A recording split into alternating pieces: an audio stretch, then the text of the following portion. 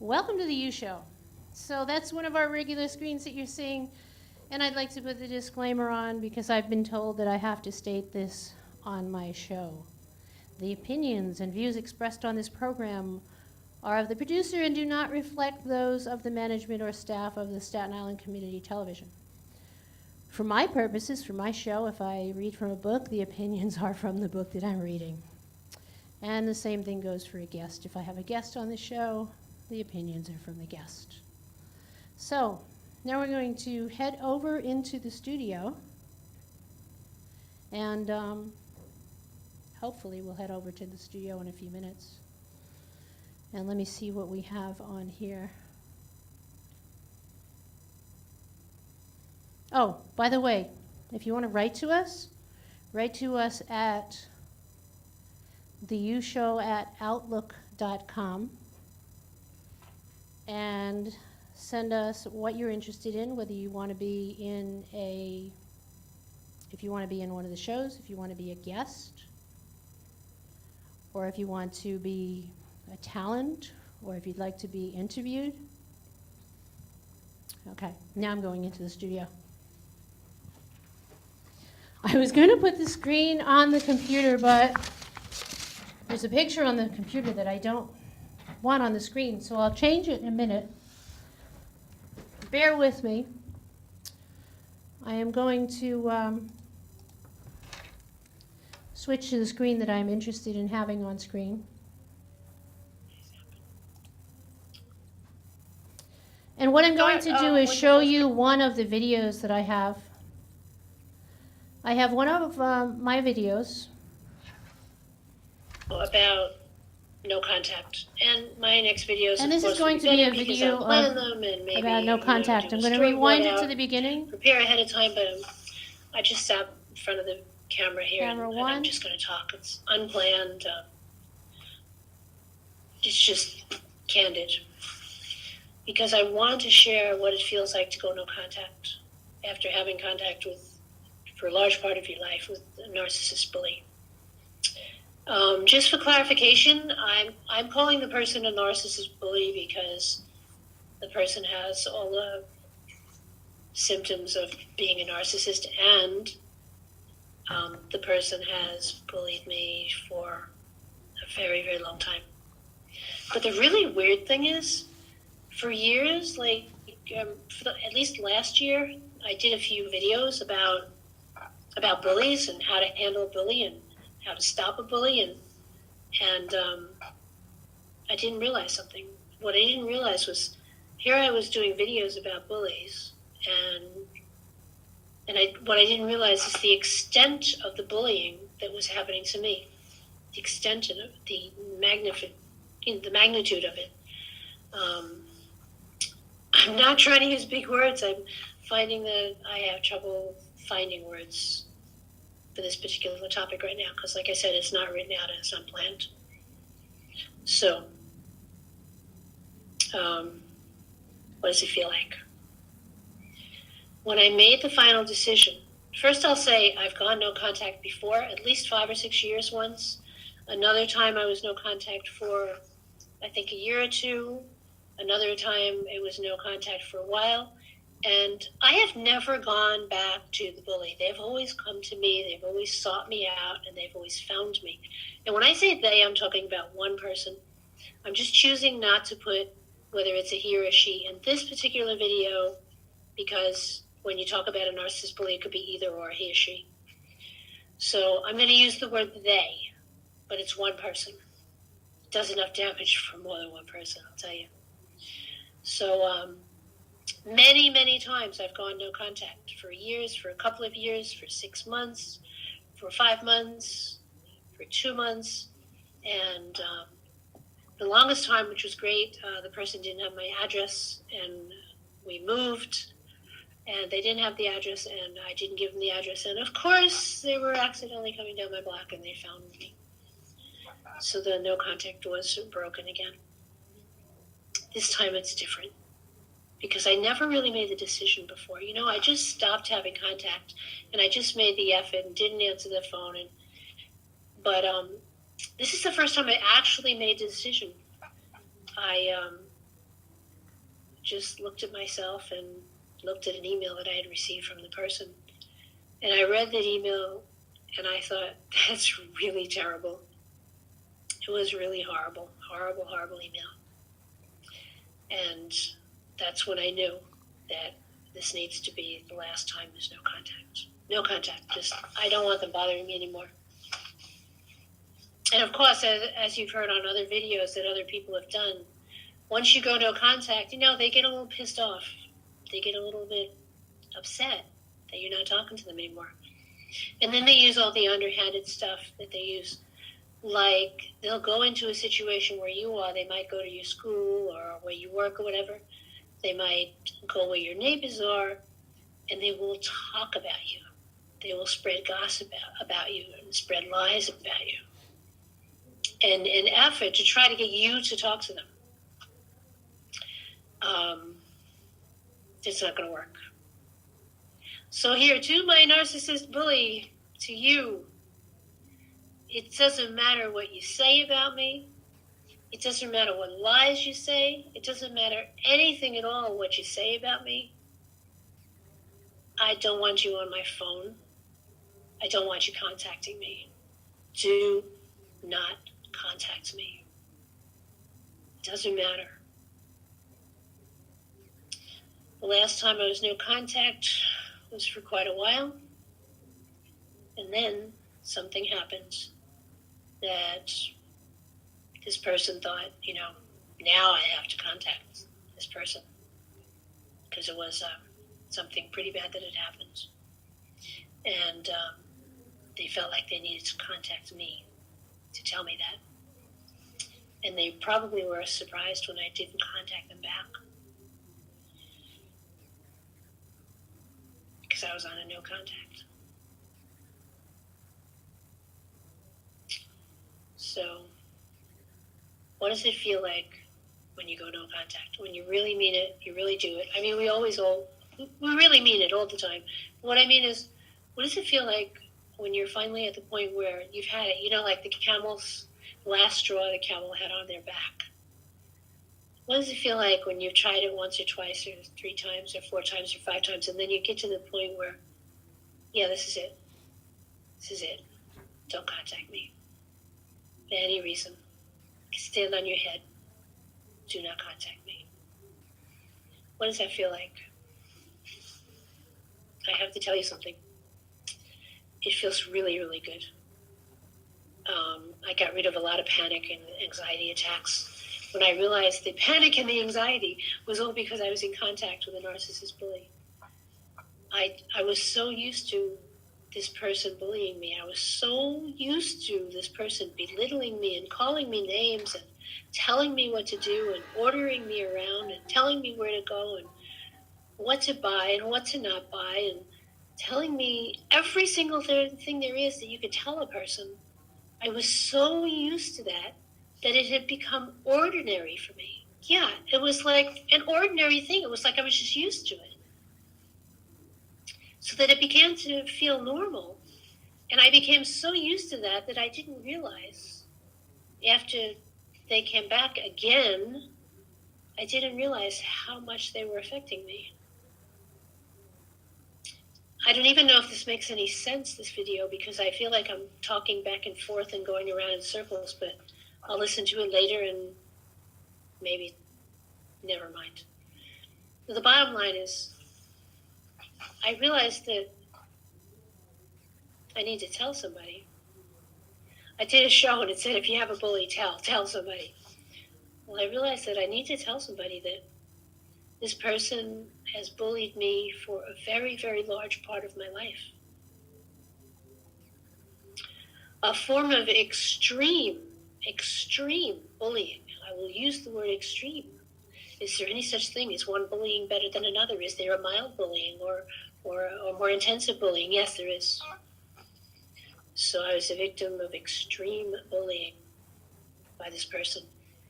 And now there's no contact. And that feels good. That really feels good.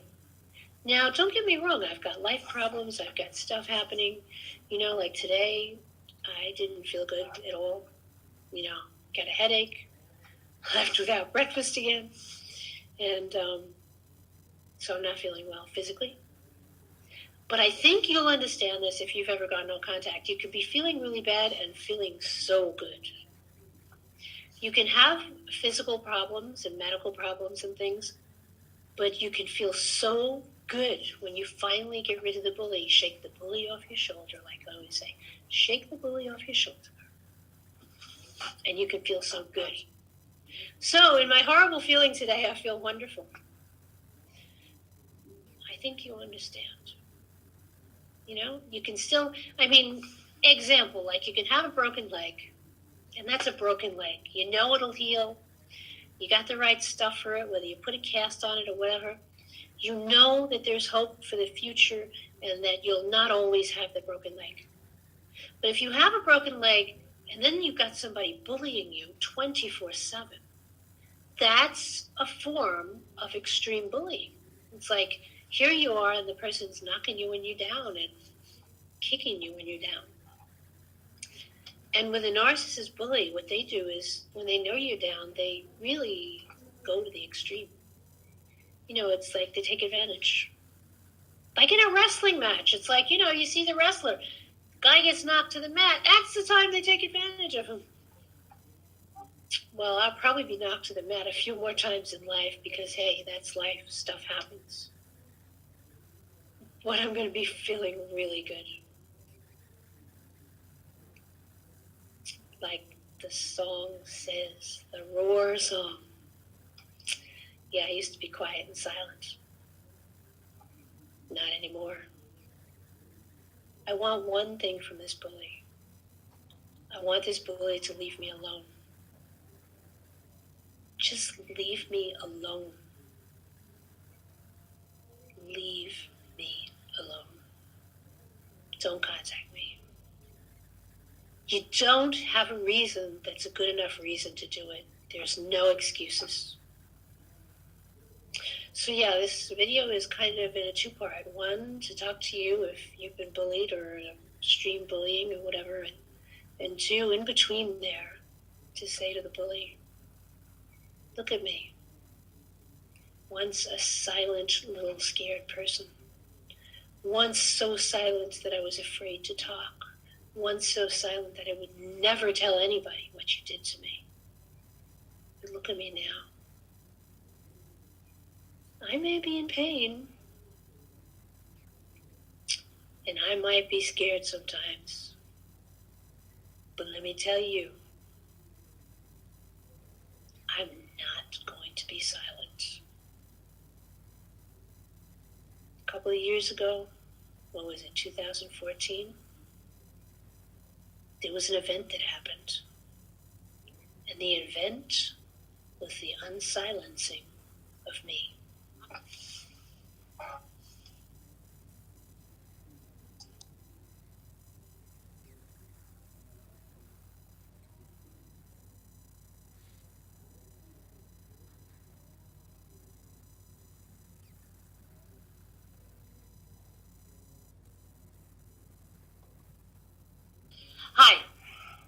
Hi, I just want to tell you. Okay, so we're going to go back to the studio. Recently, I saw something and I contacted someone and I asked permission to use part of their video. And you're not seeing me on the screen now. Well, wait a minute. I have to go this way. I always get confused about which way I have to go. Okay, so I'm going to try to find this, the screen that I'm looking for. Have some patience. I'm going to find it for you in a minute. Meanwhile, get a paper and pencil. And while you're out getting the paper and pencil to get our email address, I will find the screen that we're looking for.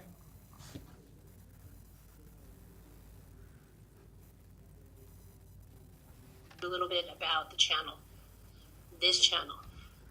You've reached the information channel. Meanwhile, this is a little bit about Linda not about our YouTube. channel, but about our show. And what it's about is we have different kinds of shows. Some of the shows are entertainment where we have guests, and we have guests speak, or we have guests sing. Some of the shows are entertainment where we'll go to festivals and Okay, hold up 1 second, and I'm going to get you the screen.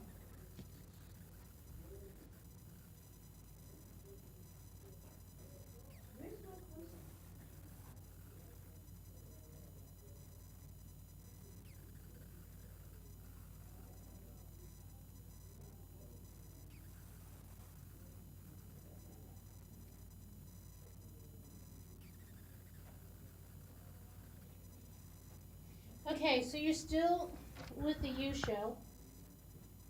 Oh, the mic. That's me and my forgetfulness. Sometimes I forget to pick up the mic. I need to get a wireless mic. Carry it with me. I walked into the other studio, and I forgot to pick up the mic. And I started talking without the mic. So that's one good reason to use a wireless. That's probably the only good reason. If you're going to walk back and forth with a mic. Okay. So there's a screen I was looking for. Truth is, I wanted to find that screen just so that I don't have the whole computer screen on. And tape some of those pins. While I'm trying to find the screen that I want. I should cue this up ahead of time. Hold 1 second. So you've reached the U show. And looks like I cannot find the one that I want. I'll have to sign in for that. So meanwhile, I'll tell you a little bit about the U show. We air on Saturdays at 12:30 on Time Warner.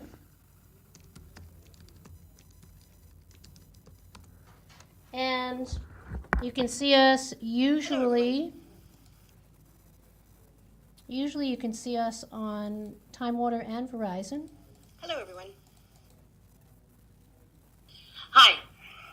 Hi, I just want to tell you. And bear with me through these technical difficulties. That's all my fault.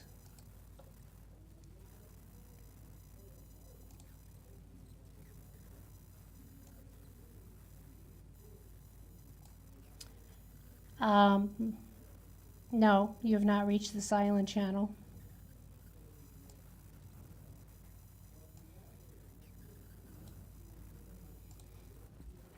Okay. No contact. And my next videos, of course, will be better because I'll plan them and maybe, do a storyboard out, and prepare ahead of time. But I just sat in front of the camera here and I'm just going to talk. It's unplanned. It's just candid. Because I want to tell you a little bit about that video that I made. I made that video recently. And I'm calling the person a narcissist bully because let me press pause on that. Recently I realized how much bullying has been affecting me. I never realized it before, and I'm going to share with you the reason why I never realized it. Perhaps you might find this in your own life or recognize it. The reason I didn't recognize it was because as you go through life, if you're exposed to a bully who very physically abuses you or does serious things such as threatening your life and things like that, if you are exposed to a totally violent bully in your present, when you come across other people who might be, different in front of people, say there's a bunch of people around, you come across other bullies. I guess what I'm trying to say is there are two types of bullies. There are those bullies that will come out and in front of everybody punch you in your face. There are those bullies that will come out and in public not care who sees it or who the witnesses are, and they'll be very aggressive and very violent. And that, I guess, if you have to distinguish between bullies, that is the more violent bully, I guess.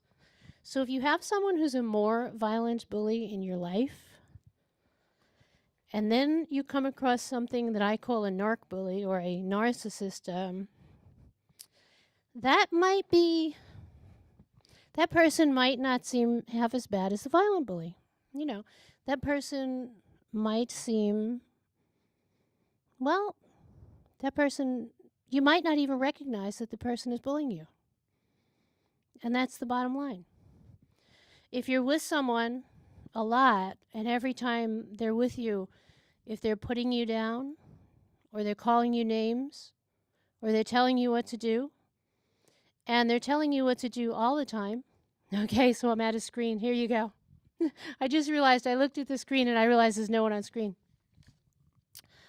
If you're with someone like that who's totally like taking charge of you, but in the milder sense of the word, in the milder form of bullying, where they're not coming right out and hitting you in the head or actually physically assaulting you, in your comparison in life, you might not recognize that name calling is also bullying. That when someone's with you and whenever they're with you, they're either calling you names or putting you down or telling you what to do or demanding that you do this or demanding that you do that. And it's consistent and it's constant and it's all the time. That is a form of bullying. It's just a different form of bullying. And the interesting part is that a lot of the the people who have, I think it's called the narcissistic personality disorder, a lot of the narcissists come on pretty mild, you know? A lot of their bullying is done behind the scenes. Like a narcissist will come to where your school is or your community center, or they'll go to your job, say they'll just happen to be there or happen to bump into somebody you know, and they'll talk all about you.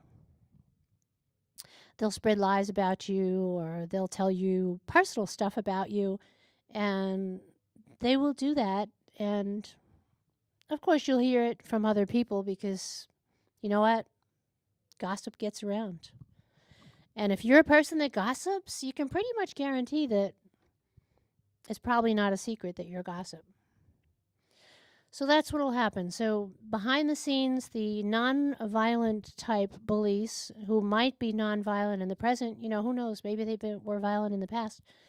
But the non-violent types, the one that do all their damage with words, the ones that do their damage with gossip, the ones that do their damage by being with you and they tell you what to do all the time. And I'm not talking about, you know, normal people. Like, sure, everyone will, you know, a lot of people brainstorm and they get good ideas. A lot of people give constructive criticism, and that's great. And that's fine. But what I'm talking about, the bullying is, they do it in a different way. The bullying is, like, for example, I wear this pink baseball hat. And if lots of different people have looked at me, you know, it's really funny because someone today said they liked my hat, which was a nice change. But now the narc bully has been trying to get me not to wear a baseball cap for, shall I say, 20 or 30 years or 40 years or how many years I've been wearing it. So narc bully will do that. Will insist and try to get you not to wear something that you want to wear. And they will be totally consistent and totally insistent and never let up and never let up. But it'd be like 20 years later, they'll still be looking at you going like, why are you wearing that cap? Oh, do you want to get a different cap? You should be wearing that cap.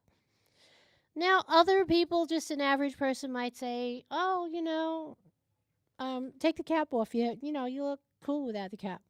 And that's normal. That's absolutely normal. You make a comment to someone or a criticism to somebody, you say, hey, your hair looks good, your cap looks good, oh, you look better in this cap or whatever. That's just a normal thing. But as 10 years pass and as 20 years pass and you're still trying to get me to get that cap off and not wear that cap, you're one person and you still won't give it up. That's kind of bullying. That's just the tip of the iceberg, though. That's just part of the bullying. That's just, you know, that's a minor part. You know, other parts of the bullying might be name calling And other parts of the bullying might be, you do all these things together. You put them all together and you got one big old lump, don't you? You might have a person who goes behind your back and gossips about you where you work or where you go to school or when you go to college or something. And they might, they know the people you talk to, they know your friends, and they might go behind your back and talk to all your friends. That's bullying because they're trying to control you. See, by spreading gossip to your friends and by talking behind your back to people you know, what they're doing is they're doing what every bully wants to do. They're trying to isolate you. That's right. Because think about it. Gossip spreads like wildflower. You know that old thing about the telephone game where you say something on one end and by the time it gets through like 20 people, the story is all changed. And people laugh at the final story when it comes out the other end there. So when a bully is at your school or at your job or at your community center gossiping about you or spreading lies and things like that, the bully is trying to isolate you to get you alone so that you have no friends. See, in their mind, they think, well, if they can get rid of all your friends, then the only person you have to be with is them. So that's what bullying is about. And you've probably never heard this about bullying. Maybe nobody's ever put it to you this way. But that's part of bullying, yeah. Name calling, spreading gossip about people, that's part of bullying. Telling them what to do all the time, that's part of bullying.